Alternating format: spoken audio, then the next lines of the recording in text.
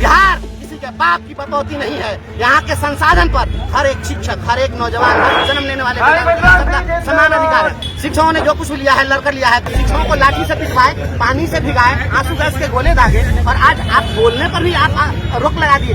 पहले तो बोलने पर कभी रोक नहीं लगी थी, आप तो संविधान का गला घोट रहे हैं। संविधान का गला घोटने वाले जिनकी आप बात कर रहे हैं वो सदन में कभी कुछ बोले हैं क्या?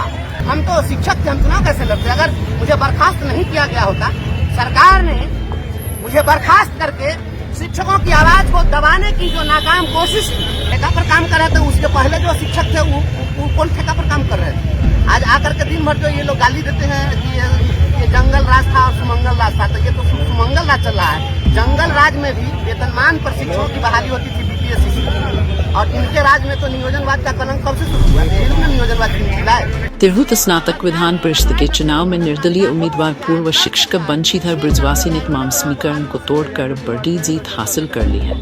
जीत के बाद मीडिया से बात करते हुए बंशीधर बृजवासी ने इसे शिक्षकों की जीत बताते हुए कहा कि शिक्षकों की आवाज दबाने की कोशिश करने का यह जवाब जनता ने दिया है। उन्होंने कहा कि बिहार किसी की बपौती नहीं है, हम अपना अधिकार छीन कर लेना जानते हैं। बृजवासी ने एक सवाल के जवाब में कहा कि जंगल राज में भी शिक्षकों को वेतन मिलता था, जबकि मंगल राज में शिक्षकों को नियोजित किया जाने लगा। हिटलरशाही ऐसी है कि शिक्षकों के बोलने पर रोक लगा दी गई। ऐसे में जनता ने उस सरकारी तंत्र को जवाब दिया है जिसने बोलने का अधिकार छीनने की कोशिश की है। नहीं, कभी नहीं, हमारी कोई चुनाव की कभी तैयारी नहीं रही।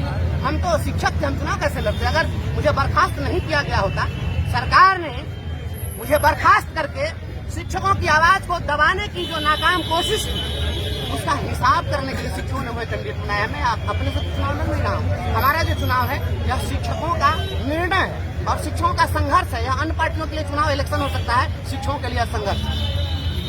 देवेंद्र ठाकुर तो कह रहे हैं कि शिक्षकों को फ्री में जो मौका दिया इससे पहले तो लोग ठेका पर काम कर रहे हैं। ठेका पर काम कर रहे थे, उसके पहले जो शिक्षक थे वो कौन ठेका पर काम कर रहे थे? आज आकर के दिन भर जो ये लोग गाली देते हैं कि ये जंगल राज था और सुमंगल राज था, तो ये तो सुमंगल राज चल रहा है। जंगल राज में भी वेतनमान पर शिक्षकों की बहाली होती थी बीपीएससी, और इनके राज में तो नियोजनवाद का कलंक कब से शुरू हुआ? यही लोग ने नियोजनवाद की नीति लाए, और यही लोग नियोजनवाद की नीति ला करके और शिक्षकों को लाठी से पिटवाए, पानी से भिगाए, आंसू गैस के गोले दागे, और आज आप बोलने पर भी आप रोक लगा दिए। पहले तो बोलने पर कभी रोक नहीं लगी थी, आप तो संविधान का गला घोट रहे हैं। संविधान का गला घोटने वाले जिनकी आप बात कर रहे हैं वो सदन में कभी कुछ बोले हैं क्या? उनके बारे में तो आप बहुत लंबे चौड़े कदकाठी के हैं, बहुत पैसे वाले आभा मंडल वाले लोग बन सकते हैं, लेकिन संघर्ष के लिए कभी बोले क्या? शिक्षक के लिए उन्होंने क्या आवाज उठाई थी? एक बात उन्होंने शिक्षकों के लिए 2022 में उठाई और कहा कि शिक्षकों का आई कार्ड बनना चाहिए। वो भी आई कार्ड नहीं बना, याद है? जो एक आई कार्ड नहीं बनवा सके वो कहते कि शिक्षकों को बहुत दिलवा दिए हैं। और रोड पर सोए थे हम लोग, तो क्या कर रहे थे? जाकर के हम चरण वंदना कर रहे थे क्या? शिक्षकों ने जो कुछ भी लिया है लड़कर लिया है।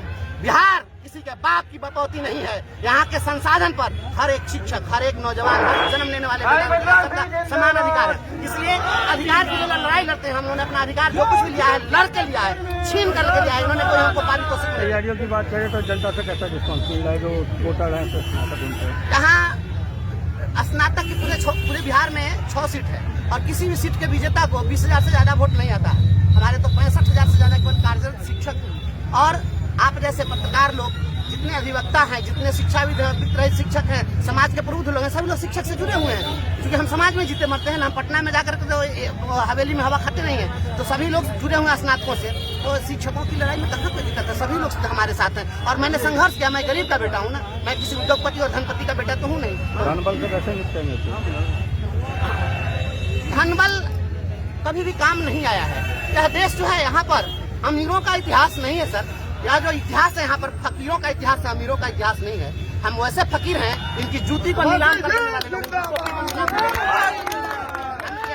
इनके धनबल पर संघर्ष का बल बहुत भारी है। उसकी तुलना ये नहीं कर सकते धनबल से। अगर धनबल की बात होती तो सारे धनबली नेता होते। रिपब्लिकन न्यूज के साथ जुड़ने के लिए सब्सक्राइब बटन दबाकर चैनल को सब्सक्राइब करें। नोटिफिकेशन प्राप्त करने के लिए यहाँ बेल को दबाएं। वीडियो अच्छा लगे तो लाइक करें और दोस्तों के साथ शेयर करना ना भूलें।